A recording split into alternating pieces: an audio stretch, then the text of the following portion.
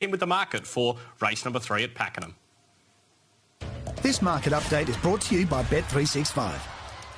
Regal Azmon is at the top of the market at $2.40. We heard from Philip Stokes earlier with Bella Anderson giving this horse a bit of a push, and it is your favourite over Palace House with the Moody stable trying to go for a race-to-race double. Big option is at $8. Further out to Cubic, the first at double figures at 11's Razor Warrior at 12. Don't forget the odds drip protector. Get the bigger price every race, every day. We mentioned the favourite is Regal Azmon. Let's have a look at this last start replay, and this is from the Pakenham synthetic, Harry. This was a much improved run from his debut, so he was about $26 on this occasion, but he peeled around, got the gap, and then the short price favourite's coming down the outside. I think that's Native Spirit from memory, but... Native Girl from the Littlefield stable? Native Girl, there you go. I thought Royal Azmon obviously had his chance to win, but that horse, you know, has some real upside, that favourite, and they pulled away from the rest of them. So improved second up performance based on that run and the margin they had on the rest of them. You'd naturally think he's very well placed today, and that's reflective in the market. Let's have a look at another replay from the Pakenham synthetic, and that's from Cubic last start, who finished 4th on that occasion. What did you make of this run from the Greg Urell trained gelding? He's pretty lightly raced. He's a 5-year-old, but he's only had the 4 runs. Yeah, he's probably had a few issues. We can see there he's sort of back and bailed up between runners, and other horses sort of have that momentum on the outside. He's still trying to get out. I thought, all things considering, I mean, he stuck on well. Not sure that he sort of loved being back and in between runners. Found the line very nicely. He was only beaten half a length in the end. We can see him knuckling down here, really getting into his work. The horses on the outside, particularly number 9, had the momentum. So all things considered, it was a good effort. Can run a good race here. Has to go into the mix. Let's have a look at all of the runners, because they're making their way into the yard for race number 3 at Pakenham. This mounting yard is brought to you by the Racing.com app. Download for free today. And we start with number 1, which is a Certicus here. Craig Atkinson's got the ride today. Last start at Mount Gambier. Comes back to the to Victoria here and gets onto the synthetic surface. Yeah, beaten 6 lengths at Mount Gambier. 2 runs back. Was at Track and Trip. Sort of similar, sort of 4-year-old up maiden, was still beaten 4.5 lengths. Start 17, only 3 placings in his career. Never say never, but I think a minor money finish would be the absolute best case scenario. Jackie Sims saddles up Amberlack here on debut, a 4-year-old gelding by Americane, so he's taken a little while to get to the races. Good luck to Jackie. She's looking for her first win as a trainer. Only had the 1 recent jump out. It was on a heavy 8 deck at Kilmore. It was average. Probably not even a good enough guide on him. But those with exposed form, I thought, had more upside. So with that said, just sort of happy to watch and see, and there's no real market push for him either. Mitch Friedman's given big option 3 jump outs, decides to kick off at the 1,400 metres here today. Yeah, second prep. Most recent Tatura trial I thought was solid enough. Form through his first prep's pretty good. He wasn't beaten all that far. Kicking straight off over 7 furlongs, I think, is ideal. Did get back in all of his runs, so probably watch for him finishing off strongly, provided the lowest draw isn't a hindrance. Jason Maskill sticks with Flickety Flick today, who goes up to the 1,400, was at 1,100 metres last time. It's a bit of a tricky one. I think 1,400's a query, and he's been well held in his past couple, but sort of runs 3 and 4 back. There was merit there. Inside draw. He has gone forward in the past. Needs to do that from that draw, and doesn't really have any friends in the market either. Here is the former Queenslander Palace House, who makes its debut for the Peter Moody stable today, a son of Frankel. There are a lot of gear changes for this horse. I won't go through them. There is 8 of them in total, so they're tinkering with some gear. What have you made of the recent jump out? He worked home well on the synthetic. It was certainly a pass mark. Just had the 1 run last prep on a heavy track. Trialled nicely before that. Was tipped out again. There is ability there. Sort of a market watch for me, and there's been good backing, so I think that he's a key hope. One of the locals, Razor Warrior, sees the synthetic surface for the first time today. Freshened up since being down at the Balling Mains, been back to the jump outs. Oh, there's Reese, well dressed. Looks warm for a change. He's usually in shorts and a T-shirt. Look, jump out between runs was pretty good as far as tick-over jump outs are. Dropping back from the mile I like. Maps the lob in a good spot. Couldn't squeeze him into my top 4, but if there was a 5th pick option, he'd be my one. We had a look at Native Girl winning before. That was over the top of Regal Azmon. Philip Stokes, he's got a strong hand today. Can he start with a winner with this 4-year-old son of Magnus? Yeah, I think so. Look, I'm not I think he's the horse to beat based on that last start run. Obviously, the debut run left a bit to be desired, but based on that run with improvement again, looking at the calibre of opposition, I'm not surprised to see him favourite. And from a good draw, I think there's an option to be somewhat further forward than last start. Probably the one to beat. The 8 comes out. Let's go to the 9, which is Gabenya. Connections have had to be patient. A $30,000 Scone yearling. She's a 4-year-old making her debut, this daughter of Seamus Award. She's had the 2 jump outs leading into today. I think she looks pretty nice in the yard, Ben. That Cranbourne jump out asked for an effort. Those jump outs have been a bit tricky to gauge. The track's so wet down there at the moment, but there looks to be ability. Let's have a look at the 10 here, which is Lenders 50, which is what I might be asking you for later in the day. Craig Newitt jumps back aboard. Last time he was on at this track, the horse finished 3rd. Yeah, so him jumping back on is ideal. Just an even effort in her latest run. I think she needs to find a few lengths. Good luck to Alex Mora here, who's having his 3rd runner as a trainer. Hey, I liked the run of Red Cascade last time. Tony Stockdale jumps aboard as a late riding change. I thought it was good. Little slow from a wide barrier. Got back. Her best work was late, so big tip to the step up in trip. Form through the race reads well. She can improve and hopefully lob further forward from a low draw. What about Vintage Prediction, who bumped into the stablemate last time? Fit a 3rd up. Wide run here last time out. Gear changes applied. I think Regal Azmon is the pick of them. And Cubic, 2nd up from a spell, rises to the 1400. Only beaten half a length. We saw that in the replay. That was on the back of an 814-day spell. So obviously improvement to come. Up in trip, looks ideal now, deservedly in the market. So there's a look at the 4-year-old and 4-year-old and up gallopers as they make their way towards the 1400-metre start. They'll leave the mounting yard shortly. And Harry, how did you line these up? Yeah, Regal Azmon, tight enough now at 220, but gets my nod or my tick of approval. Palace House, the ex-Queenslander. Cubic going out the other way, and then big option 7 to beat 5, 13 and 3. So there are Harry's numbers as they start to head out as we have a look who Trav Noonan is siding with here. He's got Regal Azmon on top as well. He's put Razor Warrior in for 2nd place in. He's had a few tries, but he gets onto the synthetic surface for the first time today off, that heavy track run at the Ball, and so many of those horses didn't handle that track at Warrnambool, did they? Yeah, that's right. So you have to be forgiving of that, I think. I think Razor Warrior, like I said, sort of 4th in the market, my 5th pick. But Regal Azmon, we look at that last start. Improvement to come, good form race, backed in the market, and Philip Stokes was pretty keen. So Regal Azmon, the one to beat. Palace House is the smoky, the interesting runner of the race. Yeah, so Regal Azmon's been well back since 9 a.m. this morning into $2.20. Palace House has attracted support as well into $3.40 first up. Big Option is out to $11 as these runners start to make their way out onto the start. Mitch Friedman's given Big Option 3 jump outs leading into the 1400 metres first up today, Bella, so should have that galloper nice and forward. Mitch Friedman, you've saddled up Big Option here, who's resuming his campaign. What did you make of his parade today? I thought he looked really good. He's probably furnished a little bit more since last prep. He was a big rangy customer. Didn't carry a lot of condition last time round, so we're hoping that bit of extra strength on his side he can run our strong 1400. Ben touched on the fact that he's had a couple of jump outs leading into today. What did you make of them? Yeah, I thought he went quite well. I don't think he's a great rat for wet tracks, and he's trialled on those a couple of times, so we're just trying to build a really big base with him and hold his condition, as I mentioned before, that he struggled with last time. So it's good that he's presented in that shape, I think. And, I think, 4-year-old nut maiden, they're probably lacking a little bit of depth at times. There probably looks to be 2 or 3 main chances, and I think he's one of them. Synthetic track, any queries there? No, he seems to have handled it okay at home. There's obviously a few minor variances between Ballarat and Pakenham synthetic tracks, but he seems to handle it quite well. And as I said before, I'm not sure that he's really at home on wet ground. So this time of year, with plenty of synthetic racing around, we thought it was a good opportunity to try him first up and see how he handled it. Absolutely. And lightly raced 4-year-old, was it just due to the fact that he was that immature, couldn't really hold the condition? Yeah, definitely.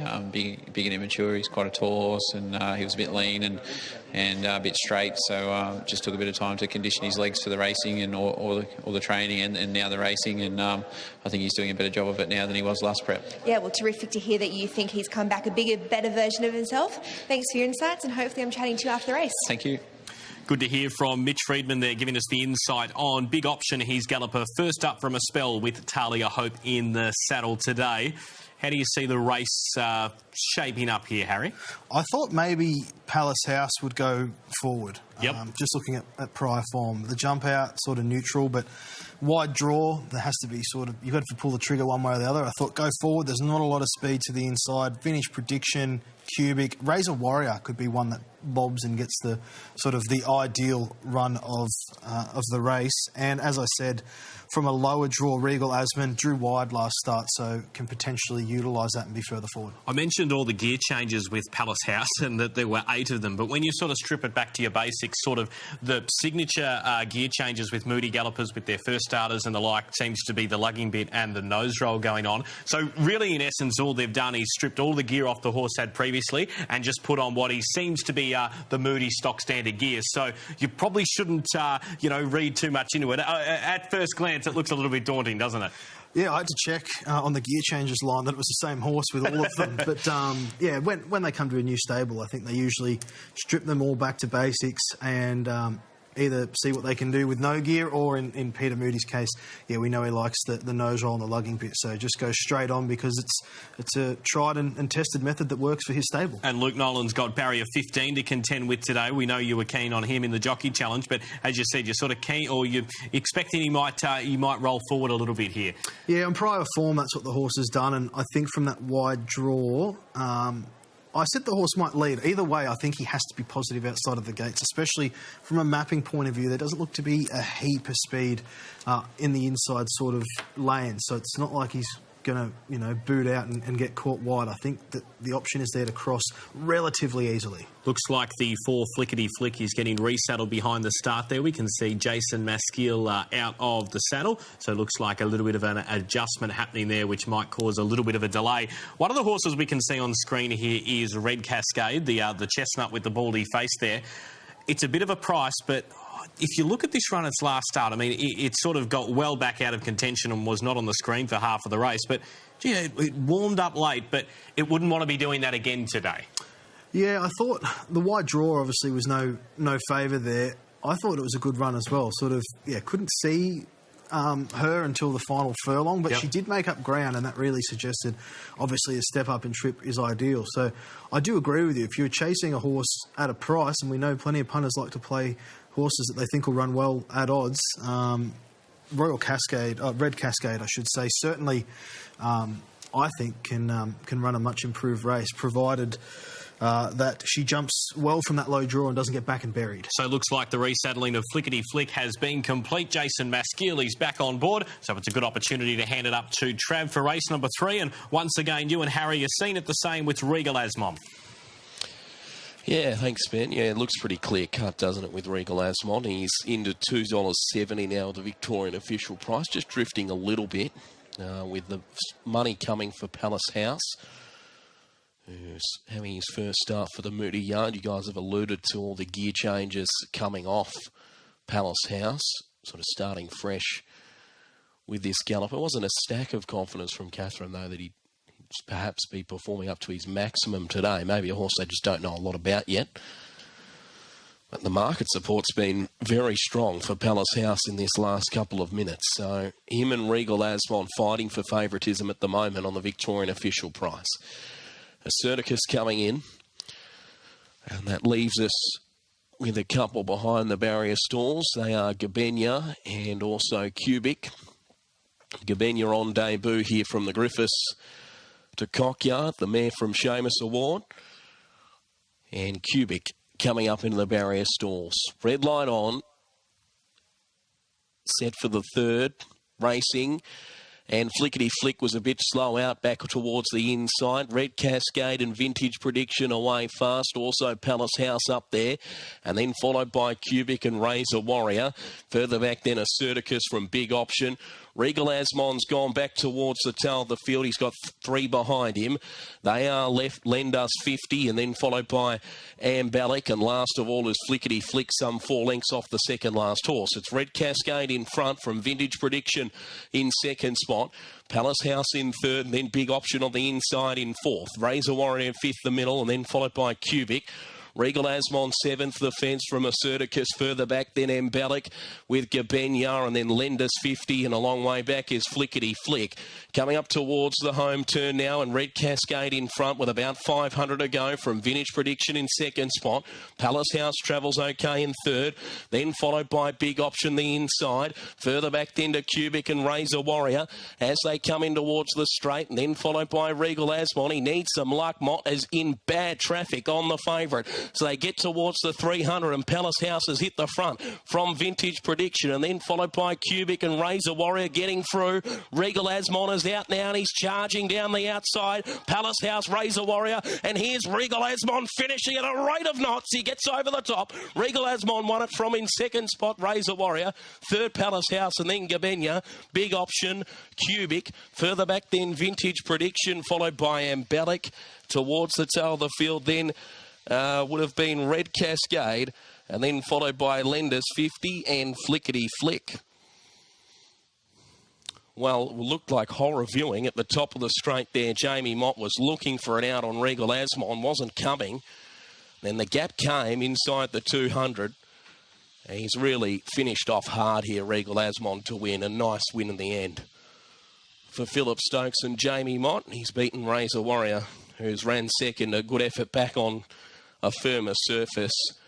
And Palace House, who loomed into the race and has just weakened the last little bit. First up for the Moody Yard. No doubt he'll improve fitness-wise from that effort. And a good run. Also getting into fourth, Gabenya, who was also sort of in a little bit of traffic and then hooked towards the outside and has picked up a few late to finish into fourth. The favourite, $2.70 on Super Tab, $1.20 the place. And Regal Azmon at start number 3.